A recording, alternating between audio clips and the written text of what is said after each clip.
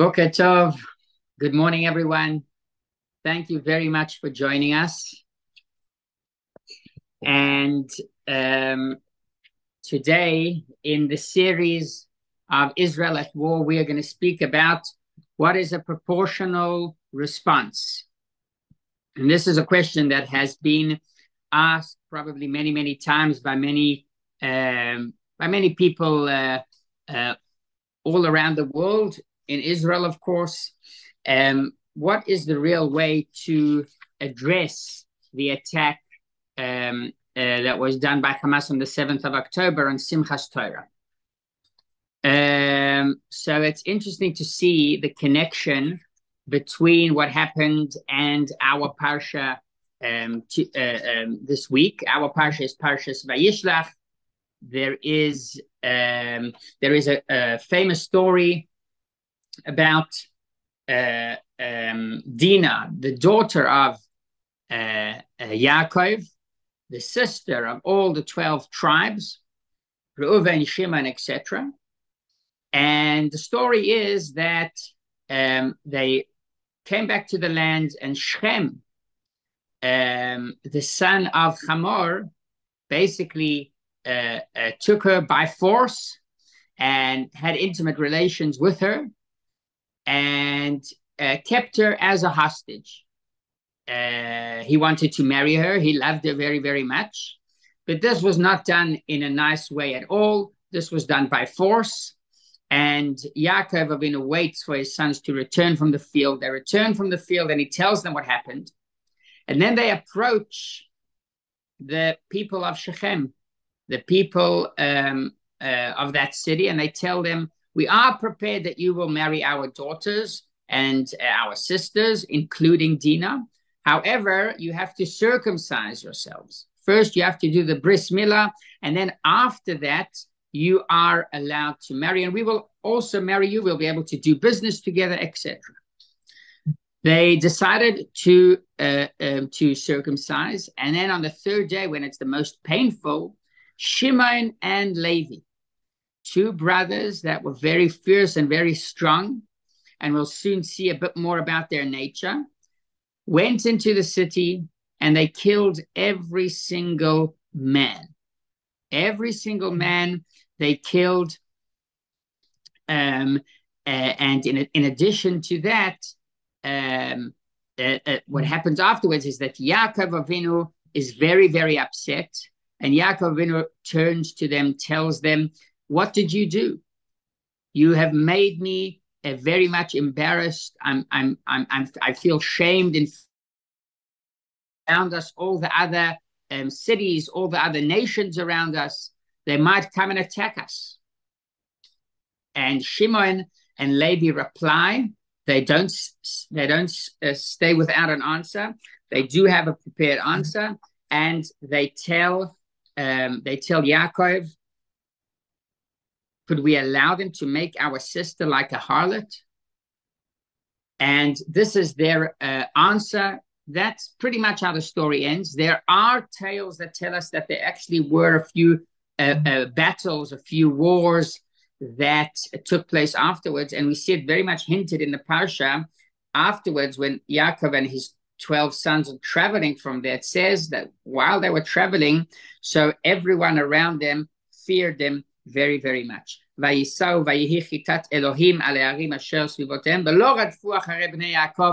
did not chase the sons of Yaakov.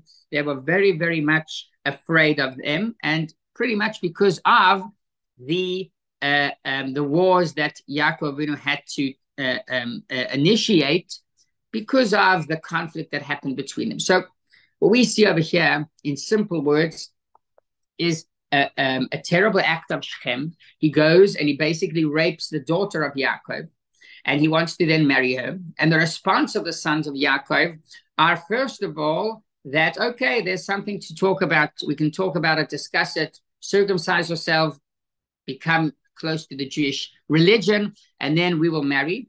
We will be able to intermarry.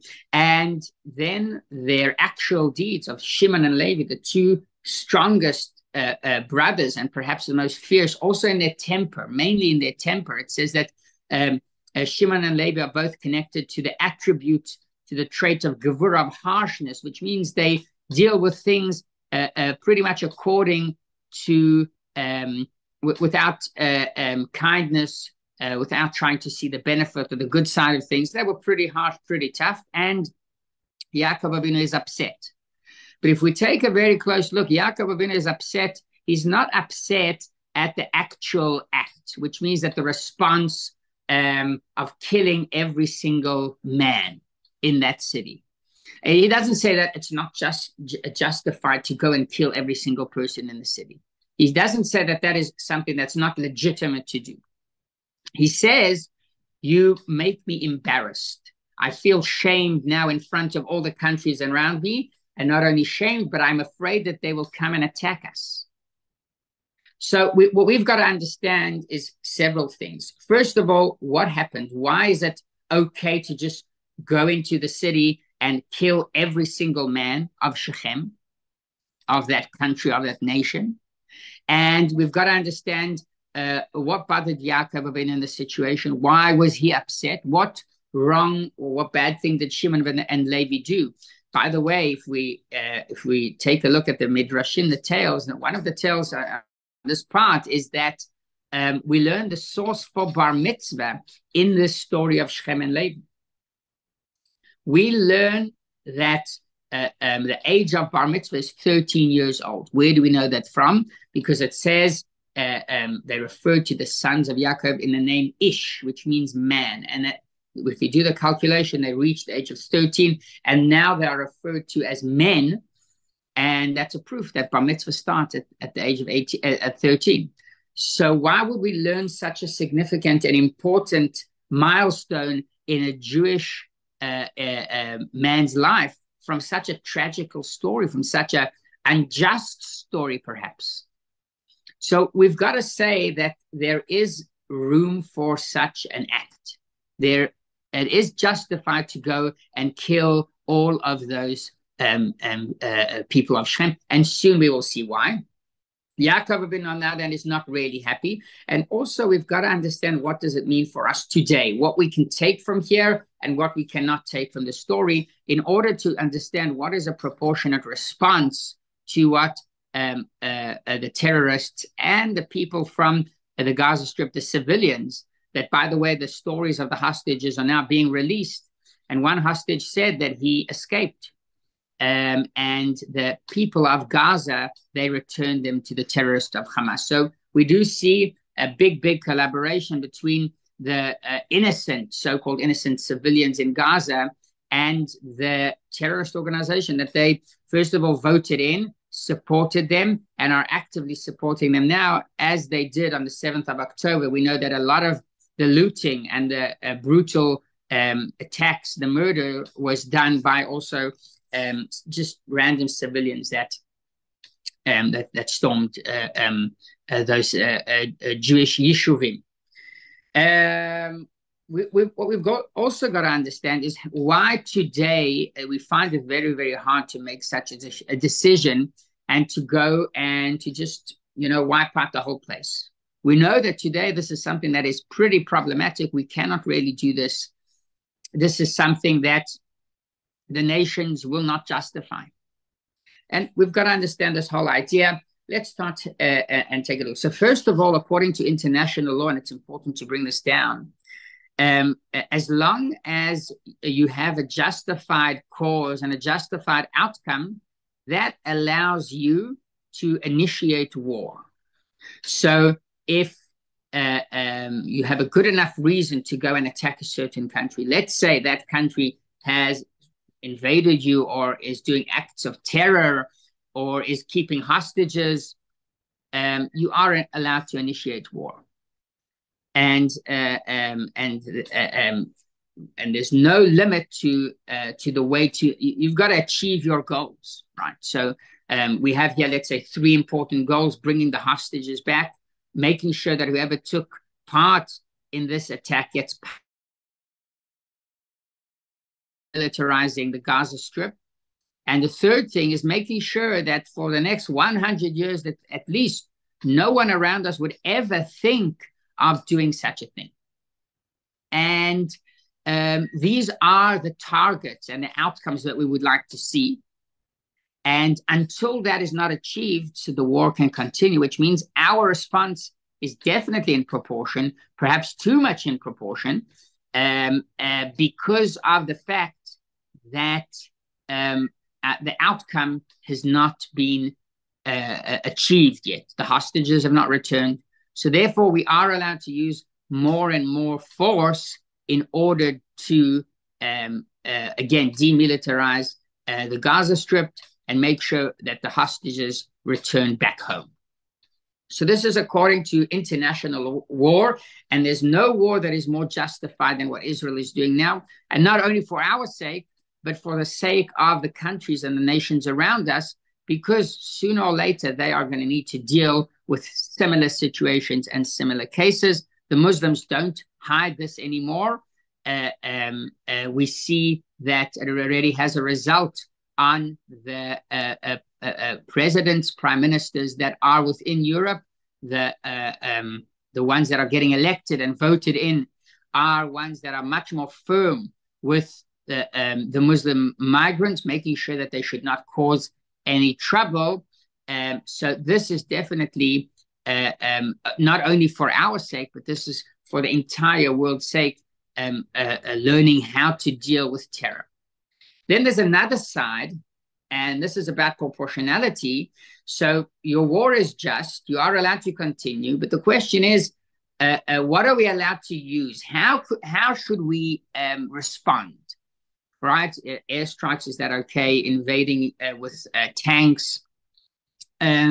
What is the way of fighting? Now, international law is not really clear about that. Once you have a justified goal to reach, such as the surrender of Japan or Germany, right, that we wanted an unconditional, the Allies, an unconditional surrender. So they used many, many ways, including bombing Dresden and many other German cities. And we know that nuclear weapons on Japan. Not to say that we have to use nuclear weapons, but the question is, what is the way that we should respond?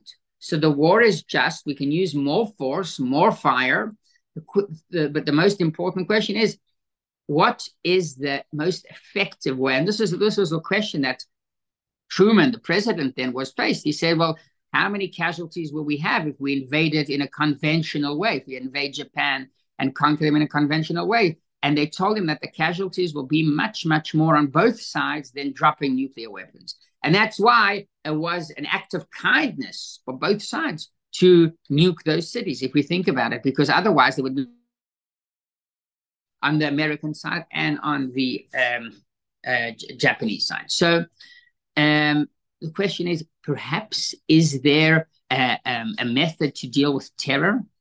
And the truth is that there is, and it's hinted, not only hinted, but it says it clearly in the parashas that we've been learning, a special method to deal with terror. And it was tried during the 70s in the Gaza Strip by Ariel Sharon, a very famous Israeli general, and by Meir Dagan, who ended up being the head of the Israeli Mossad. So we're going to speak about that towards the end of this year. Let's talk about the city of Shechem and the people that lived over there. We know where Shechem is today, Nablus. That is where the city is. The people over there were all killed. Why? So there are several opinions, and some opinions say that they used to worship idols, which means in any case they deserve death according to the laws of Noah, which is not to worship idols. But it's not a complete and good enough answer because the sons of Yaakov aren't the judges necessarily to carry out such an act. There are those that say that that they basically supported and helped Shem with his deed. So when the two brothers of Yaakov were walking in to release Dinah and to punish Shem, who was the one that actually did this horrific act, the rest of the country stood up against them. And at that moment, they had no choice. They had to kill them all. It's also not so clear because still you don't really need to kill them all. Why did they kill them all? we have the third answer, and perhaps this is the best answer. We still need to understand it, but the answer is that they did not judge Shem for the horrific act that he did. They did not judge him, and they did not protest against him. No one was there to say that this is something that you're not allowed to do. You are not allowed to just go and steal an innocent woman from her father's home and assault her. And because of that, all of these people deserved death. So this is something that all of them did. There was no one there to protest against it. But we still have to understand what really is the reason. Why does this still deserve such a horrific punishment? And if we take a look at the stories of the Torah, so we're going back to the story of Sodom, or there's even commenters that refer to the time pre-flood, pre the Mabul, pre the flood of Noah, the Ark of Noah, and God decided to destroy the entire world. One of the reasons is because people just took women as they wished, as they wanted. And that's when we are first introduced to the 7 laws of Noah. And these are fundamental laws. These are very important laws. And they belong to the entire universe. And if we take a look at these laws, we will see that they all have to do with maintaining a normal, livable world. These mitzvahs, these commands from God, aren't specific commands or commands that are not understood, spiritual commands, commands that have, secret intentions behind them, secret meanings behind them. Not at all. This is international law. This is the first international law that was established.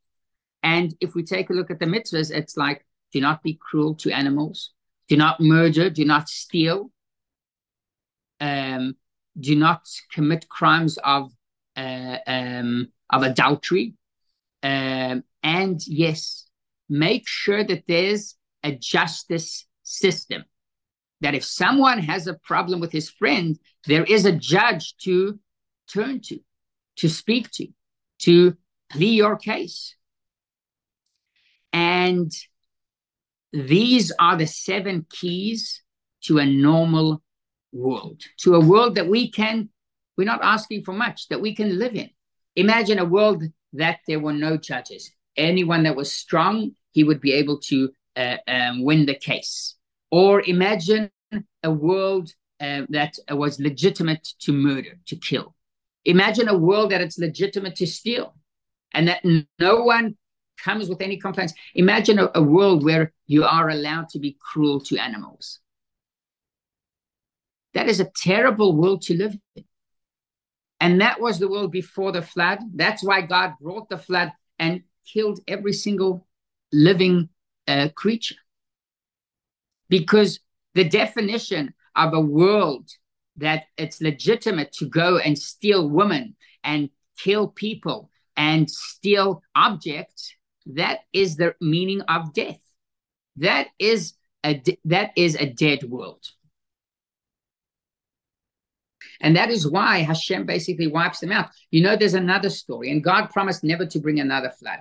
But there's another story that we see in our sources, and this has to do with acts of charity. Now, charity it is not according to all of the opinions, but part of the opinions say that charity is not one of the commands that are applied to the entire world, that are one of the Noah laws. Charity is not necessarily one of them. Which means that you don't have an obligation to go and donate to the poor. It's a kind deed. It's very good and well done if you do so, but it's not a command that we have to do. However, we do see a story about, and this happens approximately. I'm not sure exactly when, but this happens a bit before our story, right? Pretty much before the story of Shimon and Levi.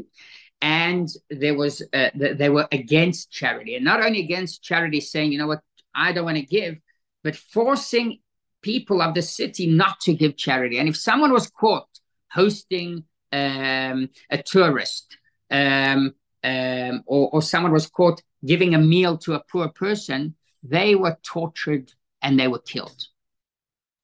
And God decided to wipe that city out. To wipe the city out, not only those that went and killed people that gave charity, but to wipe out the entire city. Why? Isn't that extreme? Isn't that horrific?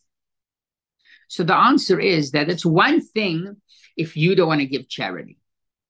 Okay, that's your decision. That's your connection with God. You're going to face him one day and you're going to need to explain it, but that's your personal decision. And that is where we don't interfere. We don't apply any force in that case. However, when you force other people not to give charity, that is a world that we cannot live in.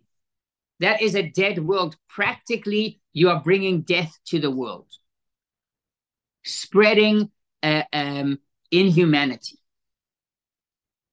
So a society that allows people to go and brutally murder and brutally steal things that do not belong to them, assault women in terrible ways, a system and a culture that enables that and allows that and votes in such people to lead them, that is a dead society. That is a dead culture. There is nothing to do with it. How can we ever make them normal again? There's no legitimate explanation to any one of the acts that were done on Simchas Torah on the 7th of October. No explanation. Nothing justifies what happened over there.